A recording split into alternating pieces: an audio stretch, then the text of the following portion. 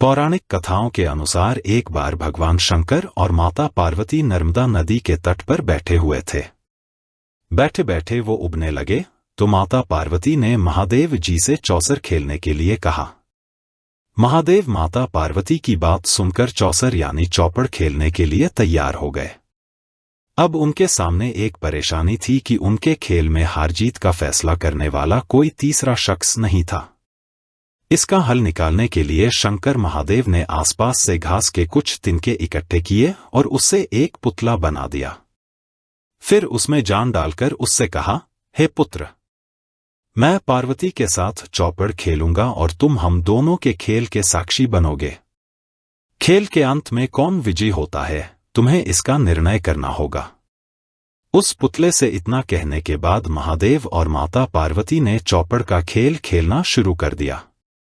दोनों ने बारी बारी से 3 बार चौपड़ का खेल खेला और संयोग से तीनों ही बार माता पार्वती की जीत हुई। जब दोनों ने खेल खत्म किया और उस पुतले से विजयी होने वाले का नाम पूछा तो उसने महादेव को इस खेल का विजयी घोषित कर दिया। इससे माता पार्वती को गुस्सा आ गया और उन्होंने उस पुतले को लंगड़ा होने और कीचड़ में पड़े रहने का श्राप दे दिया। माता से श्राप सुनकर उस पुतले ने कहा, हे मां, मैंने इस खेल का गलत निर्णय अपने अज्ञान के कारण लिया। मैंने किसी गलत इरादे से यह निर्णय नहीं लिया। कृपया मुझे क्षमा करें।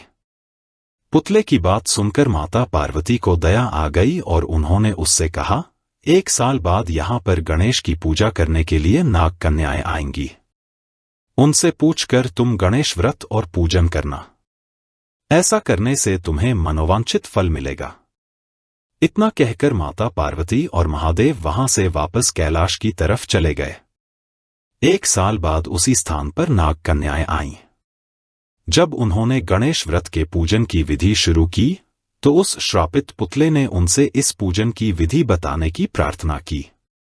नाग कन्याओं ने विस्तार से उस पुतले को गणेश पूजन की विधि बताई। इसके बाद उस पुतले ने विधि अनुसार 21 दिनों तक गणेश जी का उपवास किया और उनका पूजन किया। इस पूजन से गणेश जी काफी प्रसन्न हुए और उन्होंने उस पुतले को मनोवांछित वर मांगने के लिए कहा। पुतले ने कहा, हे प्रभु, आप मेरे पैरों में इतनी शक्ति दें कि मैं कैलाश पर्वत पर जाकर अपने माता पिता से मिल सकूं और उन्हें प्रसन्न कर सकूं। गणेश जी ने तथास्तु बोला और वहां से वे चले गए। इसके बाद पुतला रूपी वह बालक चलते हुए कैलाश पर्वत तक पहुंचा और वहां पर वह भगवान शिव से मिला।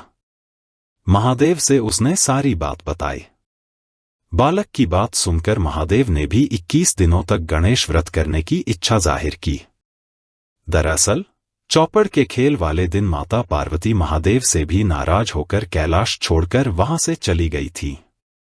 माता पार्वती को मनाने के लिए महादेव ने भी 21 दिनों तक गणेश व्रत किया। ऐसा करने से माता पार्वती 21वें दिन कैलाश पर्वत वापस आ गईं और उनके मन में महादेव के लिए जो नाराजगी थी वो भी खत्म हो गई। माता पार्वती के वापस आने पर महादेव ने सारी बात उन्हें बताई। यह सुनकर माता पार्वती के मन में भी अपने बड़े पुत्र कार्तिकेय से मिलने की इच्छा उत्पन्न हुई। उन्होंने 21 दिनों तक गणेश व्रत करने का निर्णय लिया। उस पुतले रूपी बालक द्वारा बताई गई विधि के अनुसार माता पार्वती ने 21 दिनों तक गणेश जी का उपवास किया और विधि से पूजा अर्चना भी की। व्रत के 21वें दिन ही कार्तिकेय खुद ही अपनी माता पार्वती से मिलने के लिए कैलाश पर आ गए। आगे चलकर इस कथा और व्रत के बारे में कार्तिकेय ने विश्वामित्र जी को भी बताया। विश्वामित्र जी ने भी 21 दिनों तक यह व्रत रखकर गणेश जी की पूजा की। भगवान गणेश ने प्रसन्न होकर उन्हें ब्रह्मऋषि होने का वरदान दे दिया।